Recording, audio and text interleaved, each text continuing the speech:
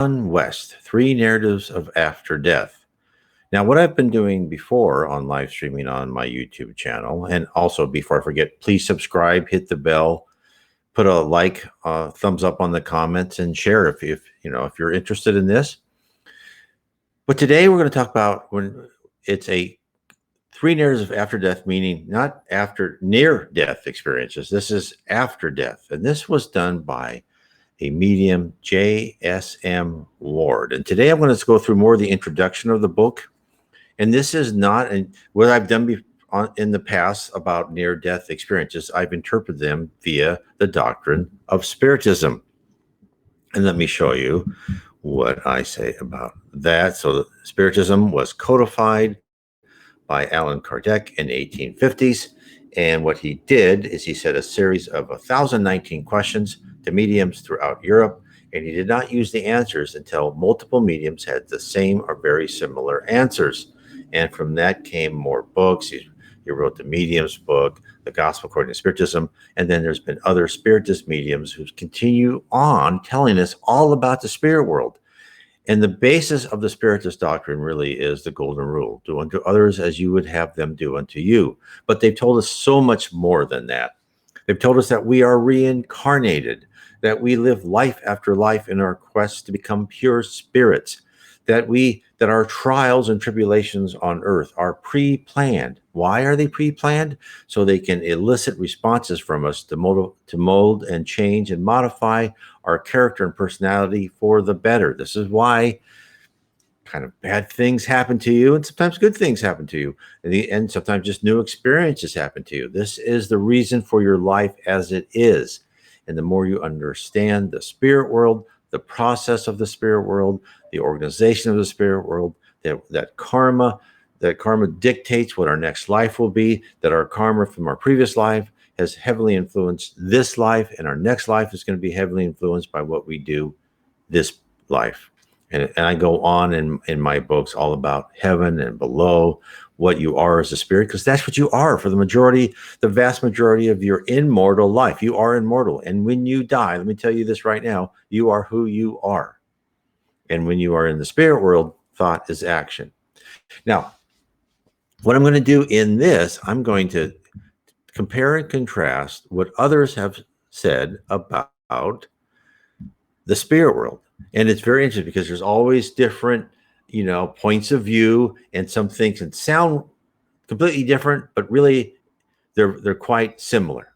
So let's carry on to what we're going to go. And I'm just going to read today. We're going to talk more about how he got into this and some of his kind of summary of the spirit world. Now, this was done by J.S.M. Ward. He was a late scholar and Freeman of Trinity Hall in Cambridge. And so let me go through the foreword a little bit. And this is by Connor McDarry Jr. And he said, discussions concerning after death stage usually end by the well-known pronouncement that nobody ever came back to tell me, right? He says, in Gone West, we have the answer because J.S.M. Ward did just that. He visited the astral plane regularly, retained his consciousness while there. His book is a fascinating record of his experiences among the so-called dead. And he describes some of the dangers existing on the astral plane in the form of evil who endeavor to incite occupants, especially newcomers, to yield the indulgence of liquor, sex, and other sensuous vices in which they had participated while on earth. And this is still true. Spiritism tells us the same thing. When a spirit moves over, and if they were an alcoholic, they still want alcohol. Now, they may not be able to get alcohol themselves, but they'll go next to a living person and urge that person to drink, and they'll kind of absorb, and they'll bring in that feeling of alcohol. Same thing with any other addiction.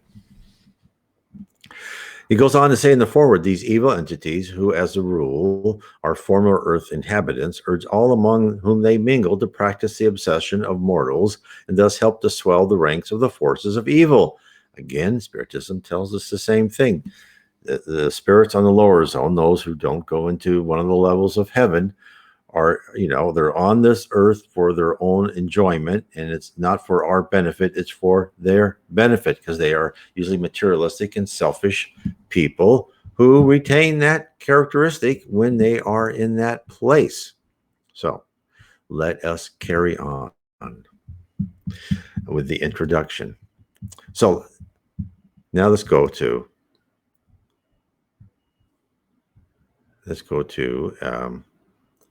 what the author himself said.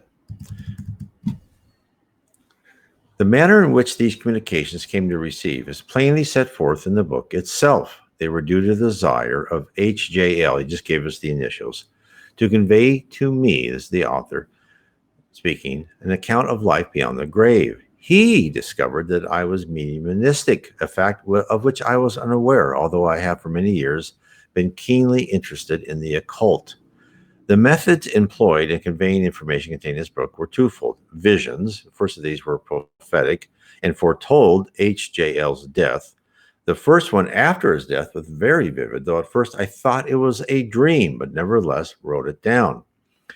As these visions continually were regular once a week on the day of the week on which H.J.L. died, he died on a Monday, I was compelled to alter my views. In particularly, I noticed 4 chief differences. This is differences than having confusing visions or dreams. First, they were coherent throughout. One of the most unsatisfactory features of dreams is the incoherency. Second, a normal dream fades almost at once and is rarely the case, and it can be remembered in its entirety a few hours later. The visions remained firmly impressed upon my mind until they were written down, which sometimes took a couple of days.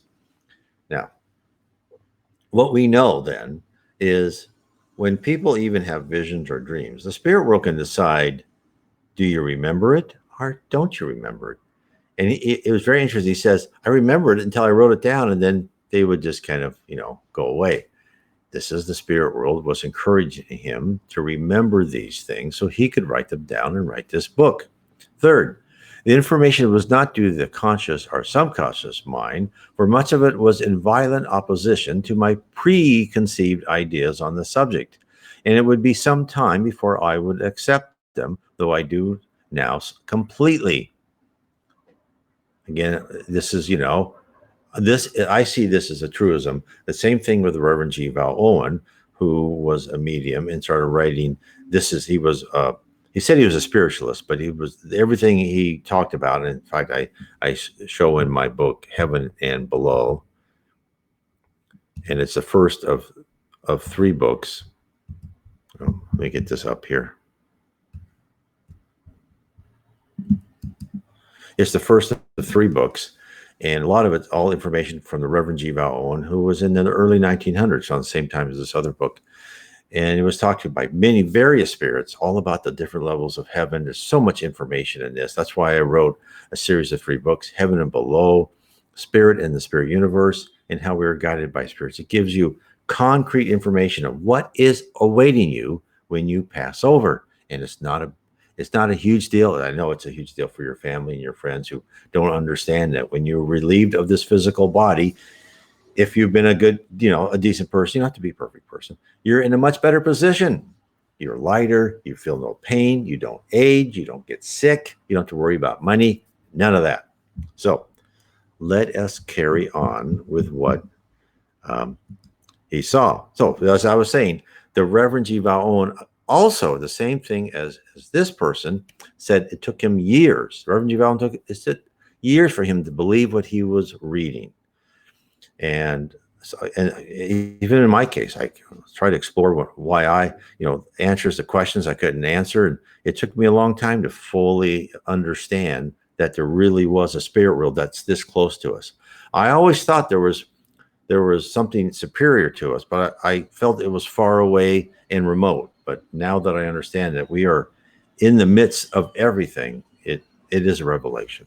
I'm not sure many of you out there knew that much before I ever did. So the fourth is these visions contain veritable facts entirely unknown to me, which nevertheless proved to be true on investigation. And some of the facts were of a personal private character known only to the dead man and one living person, and the latter admitted the truth. Further, there were certain references which, to the writer, were unintelligible, but were recognized by the living person to whom they were related. Now, the other communications were obtained by automatic writing, with the exception of the first two or three. I was in a complete trance and was quite ignorant of what was written until I became normal again. The possibility of their being the product of my conscious mind is thus eliminated.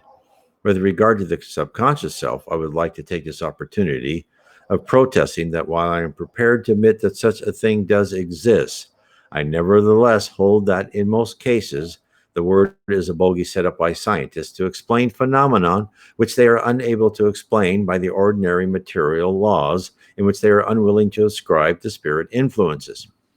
This was written more than 100 years ago, and the same is true today. I'll give you an example. Sometimes when people are visited by a spirit, they become paralyzed. And scientists say, well, this is sleep paralysis. And of course, by giving it an official name, sleep paralysis, it's like, and we don't know what causes it, but that's what it is, sleep paralysis. And they just completely, forget the fact that there's a spirit world affecting us. And that's happened to me. I've had sleep paralysis. And I remember I was in a hotel room on the island of Kos in Greece. I was probably 20 or 21. And I was laying in bed and I could hear the dogs barking far away. And then a dog would bark closer and closer and closer. And then I tried to move and I could not move. I could not move my foot. I couldn't move anything. And I used all of my power to try and move. And then all of a sudden I was caught into a vision. And I still resisted it. And then finally it fell away. Now, I was totally awake the whole time. It wasn't sleep paralysis. It wasn't my subconscious. It was something that scientists can't understand. So they just put a name to it. And then they compartmentalize it and put it away because, and I understand completely, most scientists, there are exceptions, like someone like Dr. Gary Schwartz, right, who's really investigating the spirit world and communications with spirits. Most don't want to see this, but it is true. And this is what the great thing about the internet is. A lot of people's NDEs, just like this author exposed, they're giving them facts that no one else would know. And they're given visions of the future that happened. Same thing with my wife, visions of the future that happened. And I witnessed it happening. And she told me that more than a year before. And these were like specific visions. These were not, oh, you're going to, travel, right? That type of stuff. No, this is very specific. Therefore, that's why I became a believer in the spirit world. So let me carry on with his introduction. Now, gives an example of something he was told. I'll read. As an example of this, but not the only example, the following may be noted as given by JBP. I don't know who that is. I'm only going to give you the name of a friend I met in the city. He is a Baptist, not a Congregationalist. His name is Richard Gresham Barker, born October 20th, 1807, and was Sheriff of Nottingham and a colliery manager at Babington near Notes. He died June 21st, 1892. His brother, John, was twice mayor of Nottingham. It was only after considerable search that Mr. K was able to prove these facts to be correct, even to the minutest detail. And so it's very interesting, is it not? But I'll carry on with the author. But without devoting more space to these problems, for those who desire verifiable evidence may obtain it from any ordinary spiritualist society, let us turn to consider the matter given into these pages. Now, the original plan of the work as arranged by HJL, this was the person who passed over and wanted to kind of show him how he wanted to do, was going to be this. A, as seen by a bad man, the officer, which I will get into that. That is fascinating what he saw. B, as seen by an average man of the world, WA. And then he was going to talk about the spirit plane divided into, now this is very interesting, one, hell, or the realm of unbelief related by the officer, which can correspond to the dark abyss, right? And as in Spiritism, which is below the crust of the earth. Of course, now I like to say here, no one is ever for eternity into hell, right? You're only there until you change your attitude and your outlook and your character, and your how you treat other people. Then you can rise up. Number two, the realm of half belief, which is interesting. This is probably more of some part of the lower zone or umbral, as they call it in Portuguese. Then, number three, this is very interesting, the realm of belief lacking in works. What this may be like one of the first levels of heaven when you're there, but you're not actually doing anything. We'll explore this more, but you're learning. And then number four, the realm of belief shown forth in works, related by the monk. So this is probably the realm where people actually go and they serve and they help others. I'll carry on with what he said. Owing to the enhanced cost of production due to the war, he's talking about World War I, it was found necessary to reduce the book to a manageable size. So to do this, we were reluctantly compelled to publish only the astral plane, hell, and the realm of half belief, as these are set forth in full. So then we'll carry on. The realm of half belief, lacking in works, as depicted by JBP, is much brighter than the realm of half belief, the light being as the light in England at about 8 a.m. on a summer's day.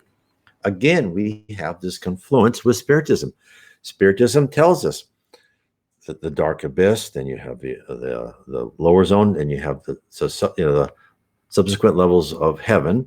And as you go up each level, it becomes brighter and brighter. And someone who, due to the law of affinity, can only exist on, let's say, level 1 of heaven, can't really go to level 2. And now, again, I will say I'm naming these levels with numbers. And these numbers were used in the works by Jiva, one of the spirits, talked to these works. He said, other people can use other numbering systems. These are just how we're using to you, for us, all these different spirits, for us to be specific, right? And coherent. So the other ones could say different levels, and he's talking about different levels. But he's even saying there's different light. And yes, this is recorded constantly in every spiritist literature I've read, from G. Val Owen, Divaldo Franco, Chico Xavier, Yvonne Pereira, and even near-death experiences. So to this realm, now he's talking about the realm of belief lacking in works. To this realm go all those whose faith was strong, but narrow and rather bigoted, and who failed, as many do, to act up fully to their beliefs. In the lowest division of this realm, the spirits are still strong believers in their own particular sect. Catholics, Jews, Protestants, whatever, right? And there is marked tendency for them to remain there segregated into narrow communities. Their principal failings are self-complacency and an unwillingness to make any effort to progress higher, being often well satisfied with their surroundings. And a perfectly apt description of what Spiritism says are the lower levels of heaven, where they talk about levels 1, 2, and 3. You're still affected by the culture of the earth. And you still think that your culture, your religion, your beliefs, right, they're the right ones. Everyone else, and when you're having, you may be polite and nice to these people, but they don't believe like you do, and you're the one that's right. And then, of course, as you go higher in heaven, you have to learn that no, we all work for God, right? Jesus Christ is the leader of our whole surrounding heavens, the leader of our planet. He is who we look for in order to understand God, because even if you're in heaven, and as the spirits tell us, they don't understand God almost anyway as well as we understand God, right? You still don't understand God when you're still in those beginning levels of heaven, even the ones up in the highest level, kind of below Jesus. Even they say we don't really understand God. So it's very interesting. So this is what happens. So again, this is what Spiritism says. So these people, for them to rise They need to learn more about the organization and the workings of the spirit plane. First of all, there's been reports by the mother of Jivaon, who was talking to him as she was a spirit. In the lower levels, you learn how to create with your mind, right? You learn about the physics, right, and how things work in the spirit world. In the higher schools, you learn how to tap into the data, right? The universal database where everything is recorded, every one of our thoughts, everything is recorded. There's all these things you learn about. That's in my book, Spirits, book 2, the spirits in the spirit universe. Now, then he says in the next division, which is the realm of belief, liking, and works. Those who have come up from the realm of half belief, like JBP, do not drift into the narrow sects of the lower division. They arrive freed of preconceived prejudices and devote considerable attention to the study of various faiths they find there and endeavor to draw from each the vital truths which are enshrined in them. Some of the most existing revelations JBP made were that gods exist, or at any rate the form of gods, and condescend to answer the prayers of their worshippers. In particular, he describes a service in the great Egyptian temple at which Osiris appeared. Similarly, he has visited a Hindu temple where Kartika, the god of war, presided. Now, very interesting. He said that. So this may be his little bit lack of understanding of the different manifestations of higher spirits to these people on lower levels. And what we consider to us a higher spirit. I mean, most people, let's say if you're a Catholic, you believe, Jesus is right up there with God and he has all this power. And yes, Jesus has all this power. And even his ministers, such as Socrates, who Spiritism tells us he's going to be reincarnated pretty soon, has enormous power. Just like Jesus, he has enormous power to do things. Look how strong he was. And he had this communication all the time with the spirit world. Not as much power of Jesus, because Jesus is a superior spirit to Socrates. But still, they have the power of their mind. And in the spirit world, these people have enormous, so they can create buildings, mountains, lakes, rivers, and groups of them, with Jesus Christ as one of the leader of the groups, created our whole solar system, formed our planet. So this is how much power they have. So then he also gave quoting here again, he also gave a most striking account of the library in the realm of belief. These libraries are on so vast a scale that they look like cities, and there are many of them, of course, but each is divided into 3 sections. The first contains the forms of books which have ceased to exist. By this, actual volumes themselves. Of course, all books do not come to us. Many go to hell. I don't know about that, but we'll see. So these are spirits talking as well as they can. The second section is very different. For in it, the books are not the form of books made on earth, but those created here. The best way in which I can describe them is to compare them with picture books. In short, they contain ideas in the picture form and can be read by us. Just as the thought pictures of our friends can be understood by us, few books are written for the first time over here in script. Let me carry on with this. I know there's a person with NDE who went, he said, like to some sort of universal library, and he could just touch the book and he would know what was in it, right? And again, this is what this person is saying. Now, I believe Jesus Christ also had this power. The great Brazilian medium, Chico Xavier, who is a wonderful person, had all sorts of mediumistic ability, wrote psychographed more than 450 books. He could put his hand on a book, or a magazine, whatever. He would know, he would instantly understand the information in it, and he would know the feelings of the author who wrote it. He said, I don't know how I can do that, but I can. And this is again what they're saying here. You just, it's all of a sudden information sent to you. Now, I believe a lot of this is that's one of the attributes. And as you get more and more of these tools in your tool case, is you have this ability to to portal in, right? Connect to this information almost instantaneously.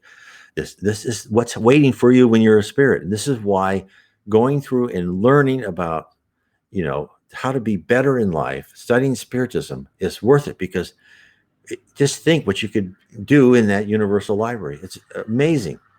So the third type are difficult to describe as books at all, for the picture has been carried out to its logical conclusion. The nearest thing to it on Earth is the modern picture palace. So what he's saying is these are 3D films, 4D films. He says, imagine a large room. At one end is a kind of stage on which performs what at first sight appear to be real men and women. These are thought forms strongly visualized by the committee of scholars in charge of the room. Thus, an episode of history will be enacted in all its details before our eyes. How many times have we read near-death experiences where a person went to like a table and there's other people around it, and they were given, they're given their life review or episodes from the life review, and they said, I saw this. And not only I saw the people, I saw what I was thinking, I understood what I was thinking, and I heard and understood what others were thinking as I was talking to them. Spiritism explains this. Spiritism tells us that everything is recorded. All our thoughts are recorded. How could you create this movie of different episodes of a person's life if you didn't have an enormous amount of data? So all that's recorded. So they can pull that back. They can say, I want October 11th to 12th, right? And play back what this person did. And they can bring this data in and show it in live, real detail. People interacting with other people and what they were thinking, feeling, and planning in their mind, right? Where they think, oh, I don't like this person in their mind. That would all be exposed. This is the scary part about Spiritism. Nothing is hidden. That's why when I tell people, if you really want to study and improve yourself, don't just keep your mouth shut, not say anything. You got to change you got to rewire your brain. You got to, I say this many times. When I first started studying Spiritism, I'd go through, walk to work, and, through the streets of Seattle and go, oh, that bum, right? And I finally decided, no. And then I got to the point where I said, that poor person made wrong decisions. God bless you, right? I didn't just, narrowly and meanly, dispatch and put that person out of my care. And, not that I did anything any positive for them. I may have given them food or something like that, but not as much probably I should have. But I didn't dismiss them and just put them to like the never world, like, oh, you should just be gone, right? This is what we need to learn as Spiritism, because everything we think is recorded. So I'll carry on what the author said. The realm of belief shown forth in works is seldom attained immediately after death. Thus, to reach it, a man must not have only been endowed with a strong faith, but must have risen above any narrowness of spirit, and moreover, have lived a life full of love of his fellow men. His faith must have been shown forth in good works. Indeed, those who so attain it may well be considered here to have been saints on earth. To this realm, the spirits after death rise, but often by slow degrees, and once there must remain a very considerable period. The light there is as the tropical sun at midday, and less advanced spirits would be unable to bear it. Again, totally true. As you go up, the light becomes more, and if you're not at that level, you're at a level below. If you try to go to the next level, you're so uncomfortable you can't take it. And the spirits who are there, when they come down to, let's say, your level, a slightly lower level than they were, they will look bright to you unless they actually change and with their mind change their ratio of energy and matter, making less energy and more matter like you are. Then they will appear normal. But that's why when we've had these people in the Bible and other people, they see these bright angel-like characters. They are higher spirits who shine, not because they emanate brightness from themselves, but because they reflect the love of God. They have so much love in their heart that instead of light and being dark around them, as you would see in regular people here on Earth, but they reflect so much love that the light shines and it's hard for you to make out their face. And sometimes they're so bright, that's why they think they have wings. So again, this is perfectly correct. Some of the interpretations may be wrong, but it's directionally correct. I'll carry on the quote. The development of the various religious beliefs toward unity is set forth plainly in the plan contained in this work. But it should be borne in mind that this unity is attained not by watering down all faiths to one nebulous creed, but by the absorption into one community of all the facets of truth which each faith held, while what is false is shed. Now, let me speak to that. That's true, but a little bit misunderstanding. So when you've read, or someone, the scholarly treatises on different religions, and this is what this religion stole from this, and Jesus had the blood of sacrifice, Zoroaster did the same thing, and all this is and yes, that's true, but once you understand Spiritism, Zoroaster, Buddha, Socrates, Lao Tzu, all these people, more than that, these are just some, right? They all came as on a mission from Jesus Christ to try and talk to the culture and time that they were here on earth as well as they could, and tell them what they must do. And if you look at, from the Quran, from the books in Buddha, and and the Bible, they all have, like, and Socrates, they all have the idea of the golden rule: do unto others as you would have others do unto you. It's kind of, the text may be different, but it's all the same. That is because they came from the same. So when the author says, well, they get the truth with each faith held, it's really, the correct way of saying it is they get rid of the evolution of the creed or whatever it is that was slowly corrupted by humans, and to get back to the original truth, which is all the same as the upper truth by Jesus Christ about God, reincarnation, how we ascend, and all that, right? So that's why people can say that, no, we all have to love each other. Because think of it. And think, why do we have to love each other? Why do we have to be nice? Why do we have to go through all these trials on earth? Well, because think of the power of Jesus Christ. Think of the power of high spirits, how they can use their mind and create planets, right? As a group together. A group of lesser spirits can create buildings. That's a lot of power. Do you want someone who is mean, is angry, and can, just lose his temper on a moment to have that much power? No.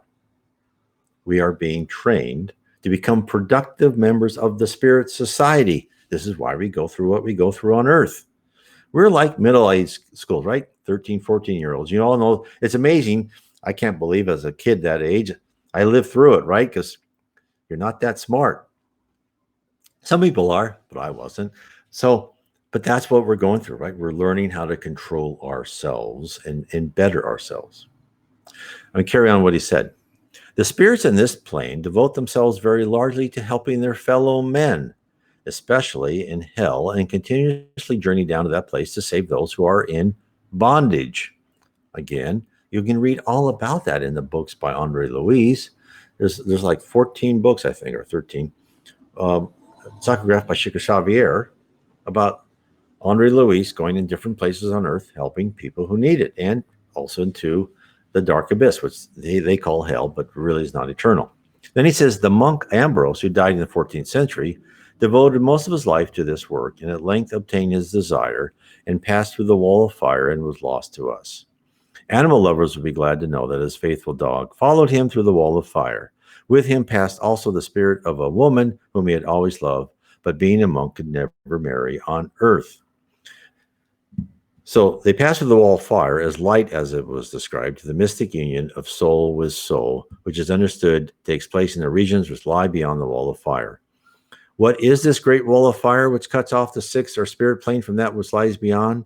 I am unable to answer this question, but some spirits call it the second death. So I'm not quite sure what he means by that. It could just mean a pretty well delineation between some level. So I'm not sure what he means by that. So let me carry on what he says. The second death takes place only when the spirit is ready and anxious to pass on. It appears to affect the form, which seems to pass more completely under the control of the entity, but the entity itself is not destroyed. This is made clear by an angelic form who guarded the entrance leading from the realm of belief lacking in works to the highest realms. For when JBP questioned him on this point, he informed that he had passed through the wall of fire long before and had now returned to labor on the sixth plane. Adding, but on this plane, forms are needed, and therefore we assume one. Okay, now I understand what he's talking about.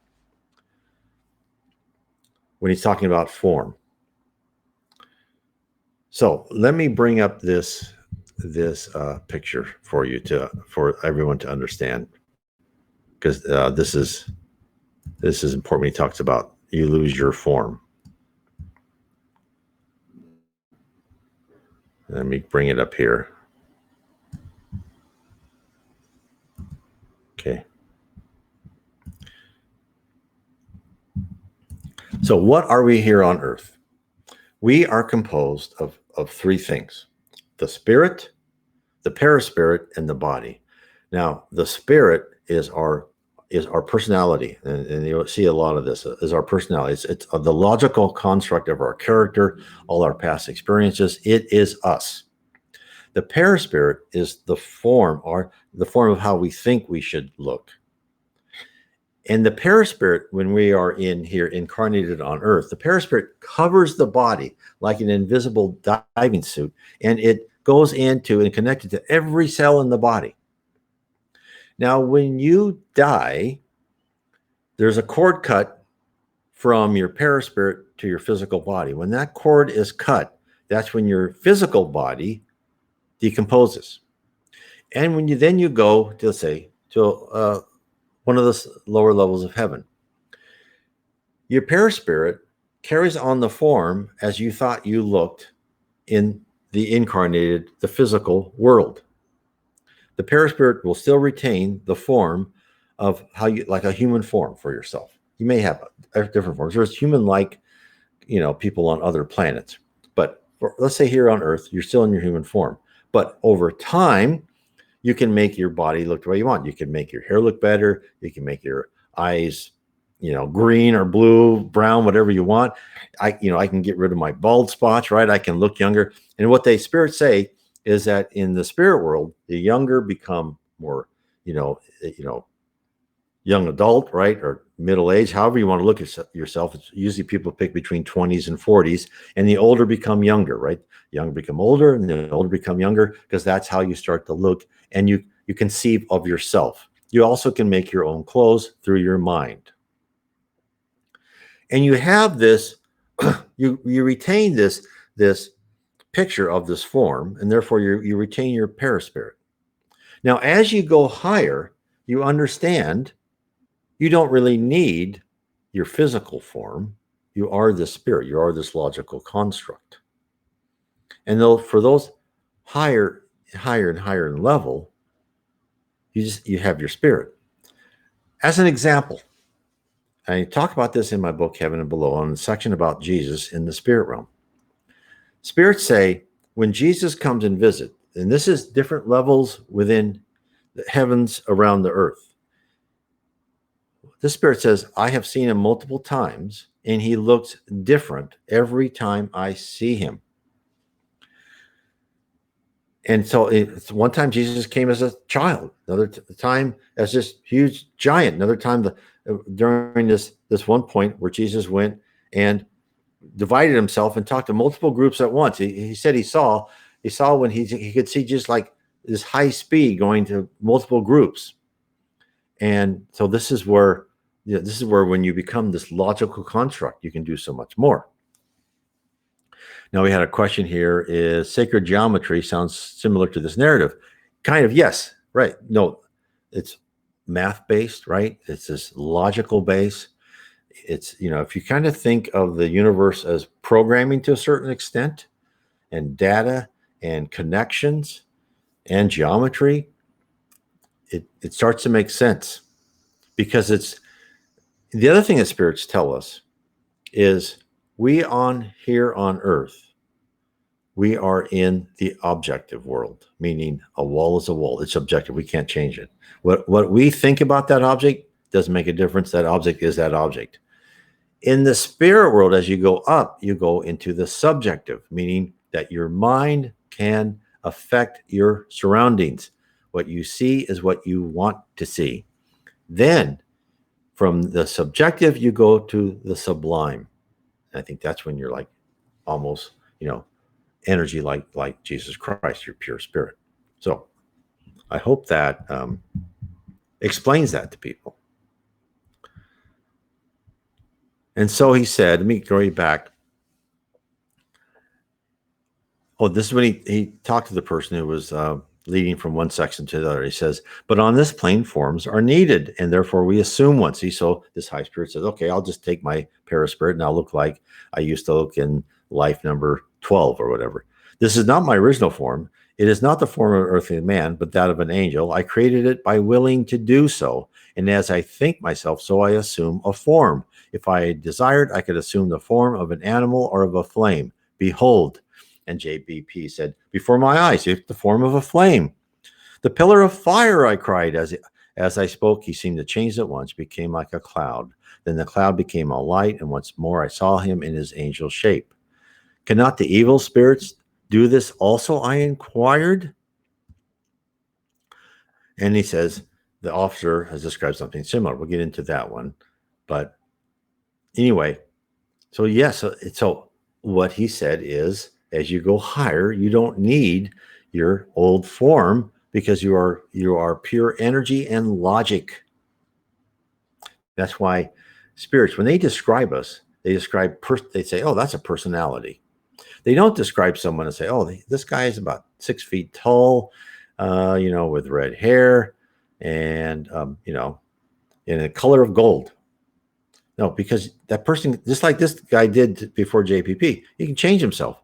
You describe the personality, because that's the only thing you have to hang on to.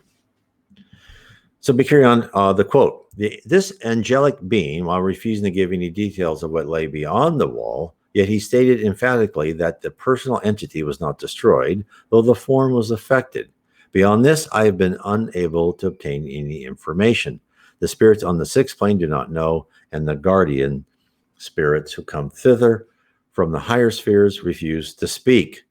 Well, it may not be able to speak, and it may be that if they tried to tell you, they wouldn't understand. And I've seen that in other cases in different levels of heaven. You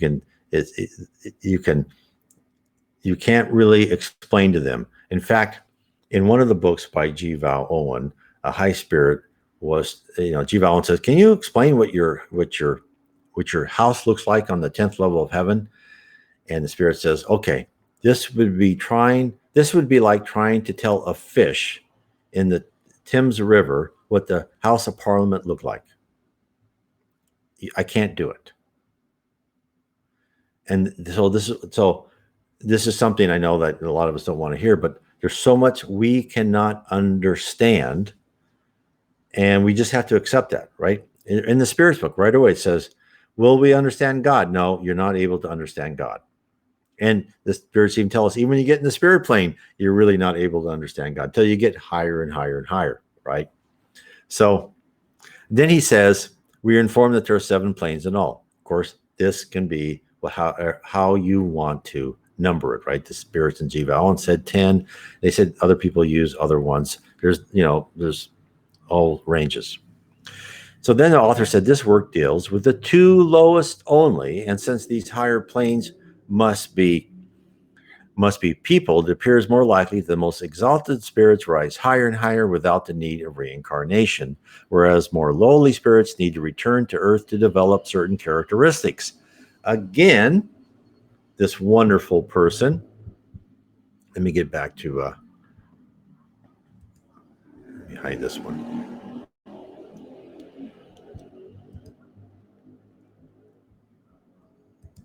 This is from J.S.M. Ward. Um, it's right on. So this is what's so interesting about people. This is a medium who didn't know anything about Spiritism, and yet he is telling us, not all perfectly, no, but very well. He says, yeah, it looks like the higher you go, you don't need to reincarnate. Now, it's mainly true. So let me explain this. Why do we reincarnate? Why do we come to Earth? We come to Earth to improve ourselves and to get rid of our primitive emotions and replace them with advanced civilized emotion. You get rid of hate and envy. You pull all that out and replace it with love, charity, and fraternity. So each time you reincarnate, you become better and better. Well, okay, I shouldn't say that. A lot of times you can park. You can go life after life and do nothing. It's up to you. Do you want to do better? What I have been told, and I believe this is true, is that at some point in time, the light turns on and you go, you know what? I shouldn't be such a selfish person and try to be and learn something here on Earth. And then you start shooting up more of an exponential curve than more of a sloping upward curve, which I think I have done because I've been told that in my previous lives, I have been just a waste of time, right? So, in fact, anything I've been told about my previous lives has always been negative. So, imagine dealing with that. So, again, now he says these higher spirits don't need to reincarnate. True, but they do. And in fact, and some of it's like Socrates. He came, 400 BC? And he's supposed to be coming again. So that's 2,000, let's say 2,500 years, 2,400 years difference. Some people will reincarnate every 300, 400 years. They'll come to do missions. They'll come to give us beacons of light, examples on Earth. There is in this great book by Divaldo Franco, The Planetary in Transition, in which he talks about these people coming from other more advanced planets volunteering to come to Earth to be reincarnated as doctors, politicians, teachers. Doctors who care about their patients, politicians who care about the people they're responsible for, right? Teachers who, they're not driven by money or power. They're driven by love and service. They volunteered to come here. They didn't have to help this Earth move to a planet of regeneration. So again, he is right. Now carry on. Oh, here's a question. What about my father and mother? Does it reincarnate with me? So I have done YouTube videos on this, and I have articles about it, and I've also have books on it. You might want to see The Case for Reincarnation. I think I have a link in that once you see this video. Is what happens is people reincarnate in family groups. And I could go on a lot about this, but in quick summary, the law of affinity puts like to like, right? And that these people are, maybe in the same spirit colony or whatever, they will reincarnate. The husband, wife. I've been told I've been a husband, my wife and I have been together for multiple lives. And that there's a great talk by Geraldino talking about, this one book called 50 Years After, about the husband and wife and how there were, a woman and her maid, tried to break them apart because the woman wanted the man and so on and so forth. And how that husband and wife were spouses in previous lives. And in fact, one of the lives in the 20th century, the woman who wanted the wife's husband and the maid both came as their children. So yes, you could have the same mother and father or not, depending on your plan for your life. Sometimes, yes. Same thing with spouses. Sometimes spouses will be together in a couple lives, and then a spouse will say, I think it's better we are apart this life because one spouse was helping the other too much in one area, and the other person really needed to grow in that area without that crutch. So I hope that explains that. So let me finish this. So even the highest realm of the spirit plane is so exalted that the monk declared that much of the information he could give would be beyond us on earth, and therefore devoted most of his narrative to accounts of his missionary work in hell. So anyway, that is the introduction from J.S.M. Ward, and I will get into it. I will get into this more in later streamings. I'll try to do this at 5 p.m. Eastern on Tuesdays. Now, I'll answer some questions here. So, how are there spirits that are higher than Jesus? So, let's talk about that. So, Jesus is a spirit. Jesus, who is a wonderful spirit, started like us. This may seem amazing to people. Started as a primitive spirit, went through a primitive planet, a planet of atonement, a planet of regeneration, happy world, a divine world, etc. He's probably billions of years. He's an immortal spirit, but he's probably been learning for billions of years, becoming a better and better person as he has more and more responsibilities. Jesus is in charge. Now, I can't remember if it's 4 or 5 planets, right? So he has multiple planets he's in charge of, and he helped create this whole solar system. There are spirits in charge of constellations, kind of things, spirals off the galaxy. There's a spirit in charge of our galaxy. There's spirits in charge probably of groups of galaxies. There's spirits probably in charge of our physical universe here. There's other universes we don't see. There are higher spirits that have ascended higher than Jesus Christ. So it makes sense when you see that Jesus wasn't said as stated, God created, God created Jesus out of nothing. No, God creates spirits. They don't tell us exactly how it creates spirits. I believe in a lot of hints I've seen is these logical constructs that become more and more sophisticated, and then eventually they're into animals, and from then they're given more and more free will, and we humans on earth are given the gift of free will. That is the greatest gift that God can give a spirit, is we have our free will to be what we want to be, right? No one's going to force us in heaven to do something. We can say no, we want to stay where we are. So that is why there are spirits higher than Jesus. There are spirits that have learned quicker. There are spirits that have been around. And of course, there's no really time, but there's, in different states in the universes. But that is the explanation of Spiritism, and that is what we've been told by multiple mediums from Spiritism, all the way from Allan Kardec to Chico Xavier, who died in I think 2002, the Devaldo Franco, who's still alive today. Now, I understand that's not an easy concept, because we are taught that Jesus is kind of on a par with God, and that is okay, because it's for a reason for us to think that, because what we are told by the spirits is, if you want to even try to understand the concept of God, you first have to understand Jesus Christ, who is a pure spirit.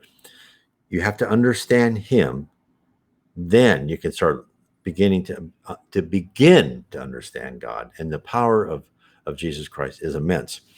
There was this one section in one of the books by Reverend G. Val Owen, and this guy was saying he was in this church, like this temple, and Jesus was coming by, and as he went by each person, he gave them a flower, and he held the end of the flower, and then the person held the other end of the flower.